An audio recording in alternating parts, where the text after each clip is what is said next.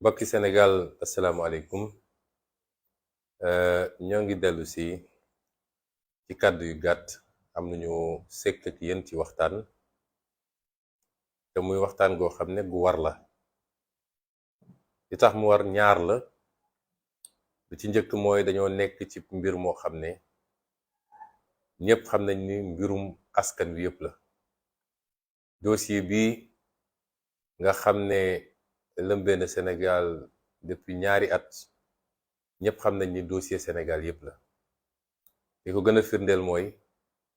buñ ci defee convocation bu gën a ndaw ci convocation daanaka Macky Sall dina mobiliser armée nationale moo ne jaru ko woon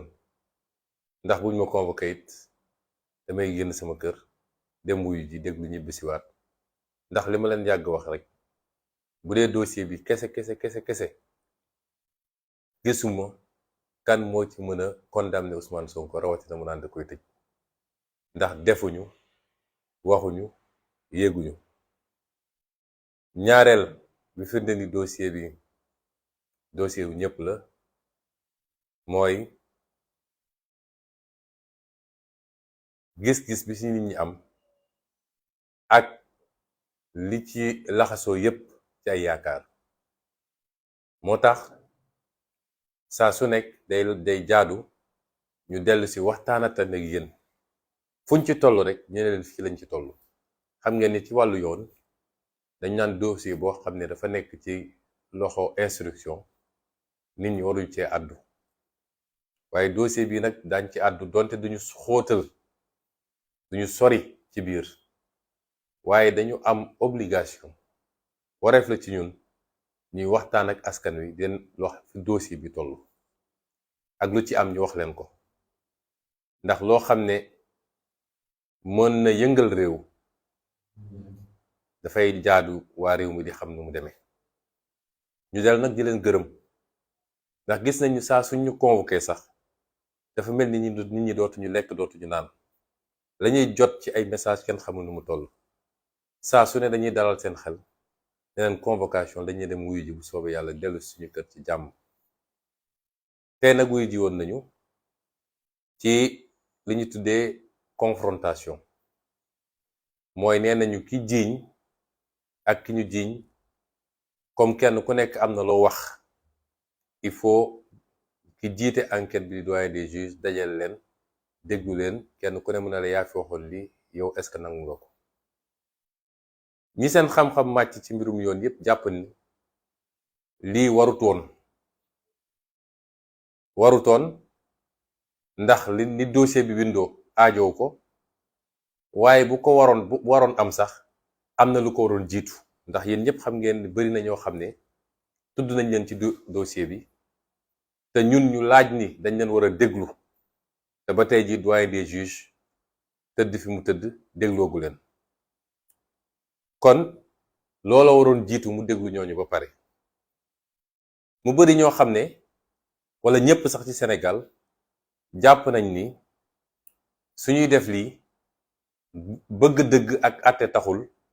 waaye dañ doon ut luy toroxal Ousmane Sonko ñëw teg ab xale bu ndaw mu naan def na ma lii jaar na ma fii nangam loolu lañ ci doon jublu waaye ak lu ci munti am rek woo nañ ñu dem nañ ñu uyu may leeral nag ay mbir ci lu gàtt ndax dégg nañu waxkatu lu dul dëgg boobu nga xam ne ci loolu la dëkk ñépp xam ko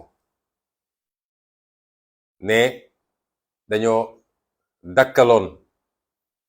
ndaje ma ndax sama diggante ak Adji Sarr mi may jiiñ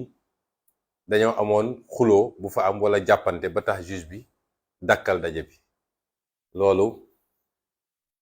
ngeen jéggal ma ci kàddu gi waaye ay kàcc la waaye nag kooku moom luy jóge ci moom rek kàcc la ndax léegi rek may ñëw gis naa vidéo bu avocat wu Adji Sarr ci boppam weddi loolu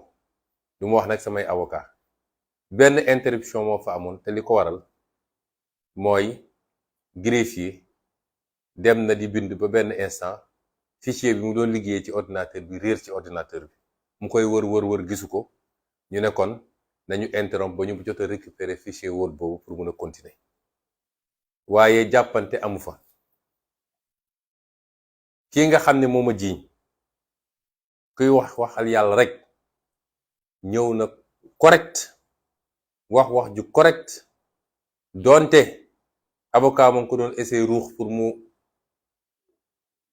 wax xabaabal wala wax leneen lu mu warul wax waaye defu ko. wax ju correct la fa wax, manqué wu fa kenn respect à commencer par man mii. may profité rek di wax ay mbokkam lii ma gis tey seen doom dugal nañ ko ci lu ko ëpp doole, xamul ci lu mu ne. ku xool xar kanam ak bëtam sax di nga xam ni kii nekkatu fi te ay pression lañuy def ci kawam wala sax ay menaces wala yeneen yu mel noonu. amaana sax ragal na ci pour dundam moo tax ay mbokkam nañ ko jëli. ku jur doom doo ko sànni bàyyi ko ak ay loxo jàmbur, ay politiciens di ko manipuler ak ay nit yoo xam ne jàpp nañ dañoo war a fayu bàyyi seen doom seen kër di ko manipuler ba tey jii mu nekk li mu nekk nii. ba ci ñi nga xam ne ñooy défendre àq ak yelleef de manière générale, waaye ñiy défendre àq ak yelleef ci jigéen ñi ndax xale bi ma gis nii sànk nañ ko te xamatul fu mu nekk. leer na ma ni ku ko mënoon génn ci lii tey mu génn ci. kon loolu amu fa, wax dëgg yàlla journée bi yépp dégguma fa benn mot bu déplacé boo xam ne wax na ko fa, moo xam lu jëm ci man wala lu jëm ci ay avocat wala lu jëm ci juge wala lu jëm ci procureur. wax nañu tamit ni dañoo bañoon tontu laaj yi. loolu amut, ndax lu mel nii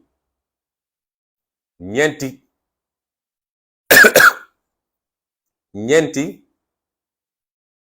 kilifa ci biir ñoo am sañ-sañu laaj. bi ci ëpp solo mooy doyen des juges ndax moom moo yor enquête bi, mooy convoqué. bu paree jox procureur mu laaj ki ko fa toogal di substitut procureur. kooku bu paree daa di jox avocat partie civile yi ñu laaj, ñu doog a jox avocat défense ñu laaj. ki nga xam ne nag mooy ndeyu mbill gi muy doyen des juges lam fa laaj yépp tontu naa ko, donte amoon naa sañ-sañ bañ koo tontu ni ma ko defee ak ñeneen. ndax damay fàttali ni moom laata ñu koy jox dossier bi dafa jëloon position daa di bind ci benn page Facebook am benn texte boo xam ne ab mbokkam bu nekk France mbokk APR moo ko bindoon di ma attaqué ba tuumaal ma ci mbir mi. xam nga juge dafa am obligation de réserve. juge warul waxee n'importe comment, rawati nag dossier boo xam ne yow yaa nga Ziguinchor di fa juge d'instruction. dossier bi tàkk na, réew mi di wax, nga dem di publier sa page Facebook loo xam ne day charger Ousmane Sonko. est-ce que kooku xel mun naa nangu tey? te li may wax nii waxuma ko par rapport ak jëmmam moom, ndax li ma dégg ci moom yépp dafa mus a góorgóorlu nekk juge boo xam ne day góorgóorlu ci jubal. waaye est-ce que dossier bu mel ni xel mun naa nangu ñu teg ko ci loxo koo xam ne laata dossier bi di ñëw ci loxoom moom àddu woon na ci ba pare ba condamné Ousmane Sonko. kon mënoon naa sëkkundu si foofu ne kii duma ko tontu, waaye tontu naa ko moom. laaj yi mu laaj yépp tontu naa ko. kon suñu nee tontuwul laaja loolu amut. mu des procureur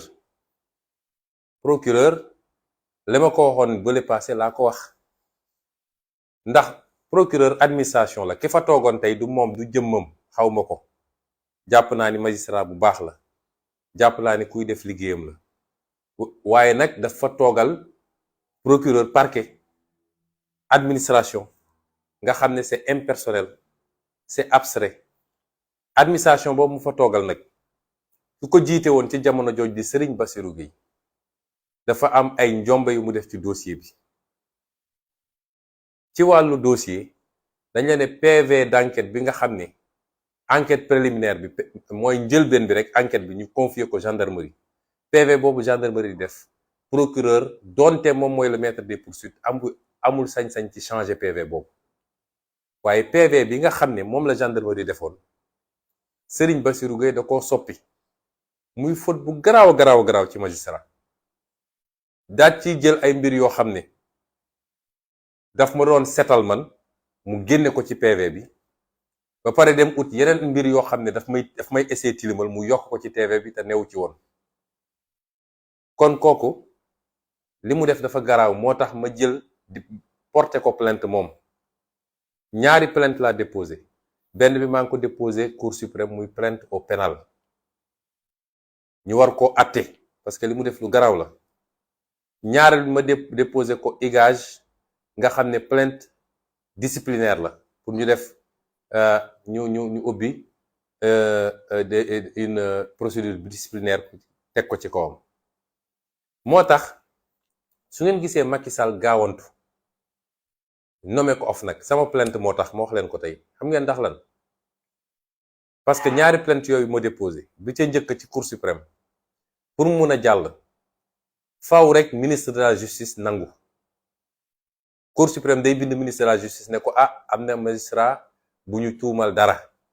waaye mënuñu ko àtte tant que yow joxoo sa autorisation. te yéen xam ngeen ni man de foogu ma ni Ismaïla Madior Fall su ma ne Ismaïla Madior Fall nag wax naa Macky Sall dina joxe autorisation pour ñu àtte Serigne Bassirou Gueye kon boobu ñoom mun nañ ko bloqué foofu. waaye bi nga xam ne moom laa déposé ci inspection générale bi nga xam ne mooy gérer biir lépp li nga xam ne mbirum discipline la mbirum yar ak yarin ak doxalin ci biir magistrature boobu aajowul ñu demander autorisation kon ñoom mënoon nañu commencer seen procédure. loolu tax ñu gaaw génne ko ci hiérarchie judiciaire parce que fañ ko nommé woon fa ñu ne woon foofu lañ ko nommé woon muy Thiès ba léegi ci hiérarchie judiciaire la rekkoon. IGAJ mënoon na traité dossier bi waaye buñ ko roccee foofu yóbbu ko OFNAC dañ koo génne ci hiérarchie judiciaire ba nga xam ne tey IGAJ su ko bëggoon a woo sax mënatu ko woo parce que il est en détachement wala en disponibilité nekkatul ci hiérarchie judiciaire bi. loolu tax ñu Macky Sall gaawantu rocce ko foofu. ñii muy nommé ñëpp ay ñoom Mamour Diallo ñoom seen foog na ni loolu mun na leen muccal waaye directeur wala directeur général amul immunité justice da koy mën a woo. kon procureur boobu parquet boobu def njombe gu toll noonu kooku yelloowul may tontu ay laajam parce que dafa bokk ci complot bi moom Serigne Bassirou Gueye dafa yóbbaale parquet ci biir complot bi kon kooku duma tontu laajam. nee nañu tontuwul avocat wu Adji Sarr yi tontu naa leen li ma leen tontu moo leen arrangé wul ndax avocat yi ñaar la li wax ji bëri yépp ñaar lañu ka ca njëkk di maître Kane Abdou Dialy Kane dafa ñëw laaj ma bi mu laajee premier laajam dama ko génneel benn article boo xam ne moom moo defoon interview mars 2021 bi affaire bi di doog a fël wala février 2021 daa di wax ni ñun am nañu preuve yépp ci li ñuy jiin Sonko ñoo ngi xaar ba juge wooñu moo ko wax ma génneel ko article bi teg ne ko waa yow sëñ bi koo xam ne dajale nga preuve yépp looy laajati yow kay yaa war a teg preuve yi sur la table ñu avancé nee nga yow am nga preuve yépp ni li ñu jiiñ Ousmane Sonko moo ko def ba pare nga ñëw fii bëgg ma naan danga may poser ay question du ma tontu sa question da ngay njëkk a teg say preuve sur la table boo tegee say preuve sur la table ba pare man dinaa la tontu mu ne dëcc di ma xool ma ne ko kon yow rombal. ñaareel avocat bi mooy maître El Hadj Diouf bi mu commencé ne dafay laaj dama ko tontu lu gàtt te soxor taxul ma def ko fayantu taxul ma def ko mais dafa am lu xel mën a nangu ak lu xel mënul nangu. dama ko génneel décision arrêt bi nga xam ne cour d'appel de Paris moom la jëloon nga xam ne arrêt définitif la mooy condamné nañ ko condamnation boo xam ne kenn mënu cee dellu si. lan lañ ko condamné woon agression sexuelle mooy dafa doon siif ab gone dafa doon forcer ab gone di ko làmbatu ak di ko def naka sudul noonu ba tax kooku yóbbu ko police yóbbu ko juge ñu condamné ko première instance mu dem appel ñu condamné ko condamnation définitive ma génneel ko arrêt original bi nag, waxuma extrait boobu di jàll internet. la ca biir moom dinañ ko suturaal ba duñ dugg ci détail ndax lépp dañ ko fa décrire. ma ne ko yow fu ñuy toog di tuumal nit lu mel ni yow waroo faa toog di wax. yow avocat sax waratoo ko nekk, parce que règle avocat mooy ku ñu condamné ci yu mel ni bâtonnier ordre des avocats dafa war a jël responsabilité génne la ci avocat yi. te bind naa nag bâtonnier te déposé naa yeneen ñaari plainte contre moom, benn bi pour injure la à caractère racial, ndax yéen ñëpp yéen a ngi koy dégg, vidéo yëpp dama ko jël def ko ci clé. façon saaga bu ne moom ma koy saaga ci télé rajo yi, rebelle, violeur, sàccukatu terrain, lu ne mu koy wax. ñaareel bi nag mu bind procureur général ne ko su dee ordre des avocats tirewul les conséquences yi nga xam ne moo am ci arrêt boobu nga xam ne c'est un arrêt définitif, yow yoon may na la nga entamer procédure boobu. may woo nag ordre des avocats parce que seen dignité ordre la, dafa am loo xam ne texte yi suñ ko bindee rek dafa am lu tax ñu bind ko. ma ne ko kon yow du ma toog fii di tontu say laaj, delloo naa la ci say mbir. wax ja jeex foofu it. ñeenteel bi nag muy samay avocat laaj nañ ma tontu. kon ñi ma war a tontu naa leen te la ñu laaj yépp tontu naa ko. kon bu kenn ne Ousmane Sonko dafa dem foofu tontuwul, ndax dañuy bëgg a renvoyer dos à dos naan Ousmane Sonko tontuwul ki ko jiñ tontuwul. déedéet, man amoon naa sañ-sañ man mi ñu jiñ dugg ci bureau juge ñu laaj ma ne duma tontu. j'ai le droit de garder le silence. am naa sañ-sañ bi moo ne tontu naa. waaye gis nga ki jiiñ amul droit dugg ñu laaj ko mu ne duma tontu. lu toll ni jiiñ nga ne def na ma ñu laaj la nga ne doo tontu, loolu jeexal na wax ji. juge d'instruction bu doon am na tuuti cohérence dossier bi tey la koy tëj. jiiñ nit nekk ci télé yi, nekk ci rajo yi, nekk ci live yi ne am naa ay preuve, am naa lii, am naa laa, ba ñu ne la bés ñëw na woo nañ na nga toog mu toog, ñu ne la dañ lay laaj nga ne duma tontu.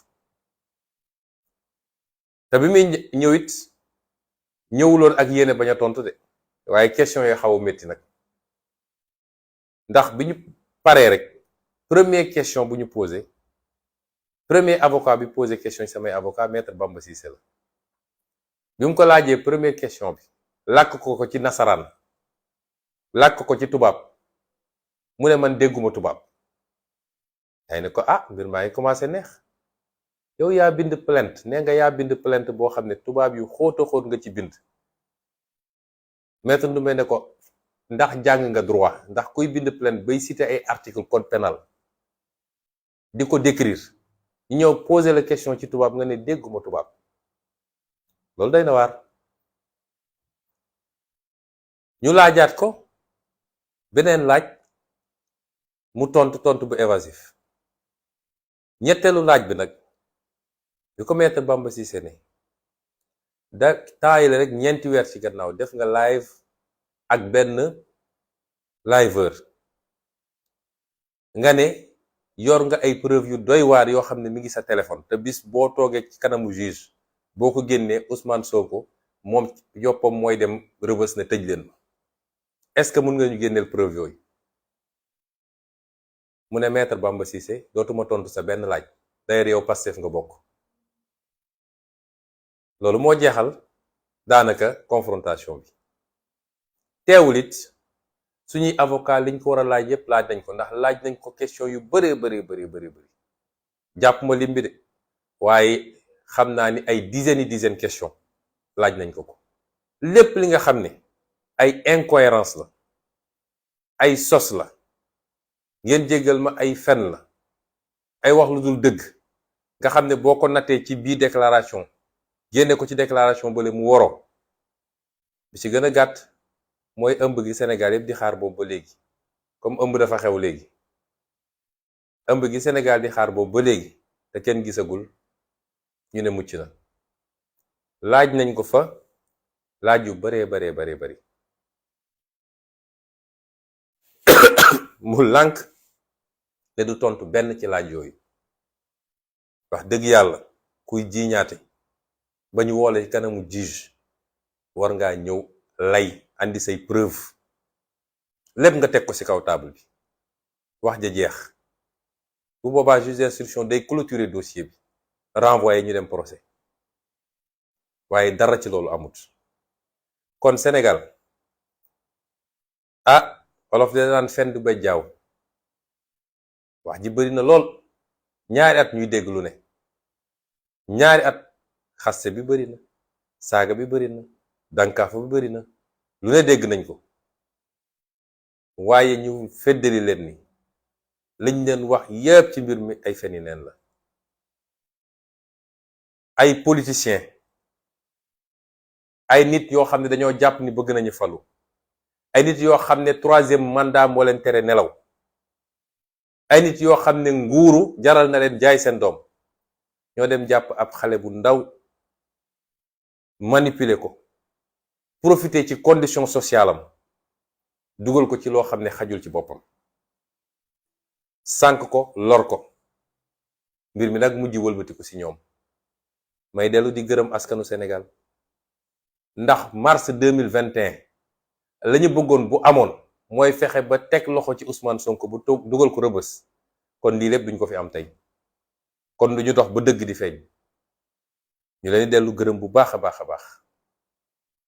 di leen wax nag ni ñi ne ci gannaaw mbir mi ñoo ne ci gannaaw mbir yi ngeen di dégg yépp ci musiba yi am ci réew mi te dara waralu ko lu dul foog ni yàlla dafa bind seen jën yi dañu war a toog ci nguur gi abadan te su doon dañoo liggéeyal sénégalais ba nit ñi gis ko sax mais seddoo xaalis sàggane réew mi jaay alalu réew mi sooxal mbay mi suuxal napp gi suuxal càmm gi industrie amul ci réew mi ba pare nag ñu bëgg a mooy rek ni dañuy toog te kenn du yëngatu dem uti ay arme foog ni mën nañu intimider réew mi ba dal ci kaw réew mi waaye ñi ngi nax seen bopp. may wax nag doyen des juges li ma ko wax sànq laa koy waxaat dossier bi ñaari pàcc la dafa commencé woon ci jiiñaate bi mujj wëlbatiku ci ñoom bu buggee doon juge bu maandu ndax xam nañ ni pression yi bari na ci moom lool ndax dossier bi am nañu ci lal seen troisième candidature wax ma troisième mandat de waaye bu dee dëgg bëgg na maandu te ñu ko koy dénk nag ndax mooy jàmmu Sénégal justice de manière générale dafa war a sori politique justice du doxeek politique ak nguur nu mu am doole ki prêter serment danga waat ci kanamu sa borom kon suñ la joxee dossier atte ko ngir yàlla kese te bu ci seet dara te bu ragal lenn nag gannaaw yàlla ndax ñi lay menacer naan la état dafa am doole dinañ dal sa kaw gis nga disparition Masamba gis nga disparition Mademba wala ñu lay proposer xaalis bés dina ñëw di nga wéet ak sa borom ci dossier boo war a gérer boo gérer woon moo tax liñ koy ñaan dossier suñ koy gérer dañ koy gérer à charge et à décharge li ma ko wax léegi ci sama kàddu gu mujje dañ maa tuumal te ñi may tuumal andiwuñu benn preuve ba tey ji benn preuve andiwuñu ko ma ne ko dossier bi nga yor amoo ci benn preuve bu dee nag sama deret bi rek ngeen yaakaar ay nit di complot ma dem di leen jox sama deret gëm naa ni sotteegu leen te yow mi jiiñ muy ci charia muy ci droit canonique mooy athée catholique muy ci droit bi ñuy jàngale ñun fii droit moderne wala temporel yow mi jiiñ yaa war a ñëw prouver waaye doo jiñ nit ba pare ne ko kaay prouver li ma la wax ndax dëgg la wala du dëgg. moo tax ñu wax ko ni amul benn preuve boo xam ne teg nañ ko muy benn. ñaareel bi seede yi am yépp ci ñi nga xam ne nekkoon nañu ci environnement bi ci bërëb bi seede yépp daf maa setal. amul benn seede boo xam ne dal na sama kaw wala dëggal na li sama plaignante di wax. seede yépp dañu weddi. ma ne ko ñetteel bi mooy man mii nga xam ne nag maa jiiñaate ne leen complot la damaa teg sa loxo lu weex tal. lan laa teg sa loxo damaa teg sa loxo rapport interne de la gendarmerie munoo am lu gën loolu ci preuve. keroog dama ko junjoon citeel ko ci ay passage tey laa ko teg ci loxoom versé ko ci dossier bi. Sénégal yépp xam ne nag ci dossier ba rapport interne de la gendarmerie ci ñetti pàccam yi muy résumé bi muy procès verbal bi ak déclaration yi dugal naa ko ci dossier bi tey. ma ne ko damaa teg sa loxo loo xam ne bi ma ko génnee ba léegi panique moo am au sommet de l'État. ñuy traquer ay nit di wër di jàpp ay journalistes yëfu ñàkk fayda bu ne ñu koy def. ma teg ko sa loxo man li may jiiñee dama andi ay preuve. ma ne ko ñaareel bi ñi témoigner ñëpp dañoo témoigner ni complot la ba pare ne la Mamour Diallo mi ngi ci complot bi maître Gabi Sow mi ngi ci complot bi daal lay tudd avocat bi ñuy tuddee Dior Diagne am nañu ko tudd ci biir lépp mi ngi fii ci dossier bi ay PV la ay PV d'audition la ñu tudd leen. bi ci mujjee mooy gynécologue Alfousseyni Gaye bi nekk hôpital bi nga ko mujjee déglu nga xam ne defagul 2 semaines ndax lundi bële premier match Sénégal la ko déglu. PV bi liir naa ko man mii lan la ñu bind ci PV bi Alfousseyni Gaye dafa ne maître Sow moom ma woo ne ma demal jëlali ma xale bi ca ëllëg sa Mamour Diallo ak maître Sow ñoo ma woo ne ma ndax def naa PV bi ndax def naa certificat médical bi. may leen du yéen ma war a laaj certificat médical ñu insister di ma woo naan ma lan moo nekk ci biir certificat médical bi. loolu lan moo ko gën a leer lu soo newul te ndaw si nee na moom yàggul a xamanteeg Mamour Diallo te Mamour Diallo ci jëlbeen ba muy woote di def pression naan nañu changer PV bi jox ma PV bi. kon ñun dañoo andi ay preuve yu mat sëkk yu doy sëkk teg ko ci loxo juge bi. moo tax ma koy wax moom te di ko wax Sénégalais yépp nag parce que dossier bi dootul dossier Maham Diallo de dossier bii taal réew mi ba fukki bakkan ak ñeent rot ci ay nit gaañu si yàlla xam ndax ba léegi sax ay bakkan newuñ si di ci rot duñu nangu ñu gérer ko n'importe comment. moo tax ma ne ko munoo tëj dossier bi lu dul woo nga Mamour Diallo déglu ko boo ko deful xamal ni instruire dossier bi. munoo tëj dossier bi lu dul woor nga maître Sow maître Dior Diagne déglu leen. te nag amul benn corporatisme ma koy wax nag di ko wax ordre des avocats di ko wax également la magistrature suñu ne kii avocat la dafa am immunité man biñ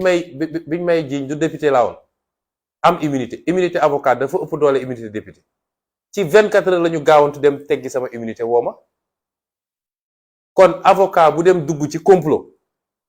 dañ ko war a woo mu ñëw leeral mbir mi. du ñu nangu benn corporatisme pour protéger des gens yoo xam ne mérité wu ñu nekk ci baro bi ndax un bon avocat ne complote pas. Il y a d'excellents avocats ici bëri nañ fi. du ñu dugg ci yëfu ñàkk fayda yi mukk di comploter contre un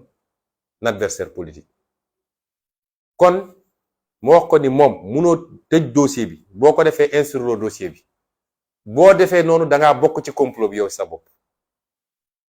munoo tëj dossier bi te ñooñu woowuloo leen ñu ñëw layoo lan moo ci seen yoon bañ ci def lii def ci laa def ci lële. loolu mënul ñàkk ci dossier bi. nee nañ ko it ñun de dégg nañu benn kilifa bu ñuy wax MC Niass man de xaw ma ko musuma koo gis nii musuma koo dégg téléphone. waaye moom nee na yor na ci dossier bi lu firndeel ni lii complot la. ne yow Maham Diallo na nga ko woo mu ñëw andi preuve am kooku mënoo tëj dossier bi te woowuloo ko mënul ne. ndax it nag dossier bu toll nii duñu seetaan benn nit rek mu ne maa koy gérer nu ma neexee wala ñu koy woo ci gannaaw naan ko defal li bul def li. kon fi may daanele daal di wax sénégalais ni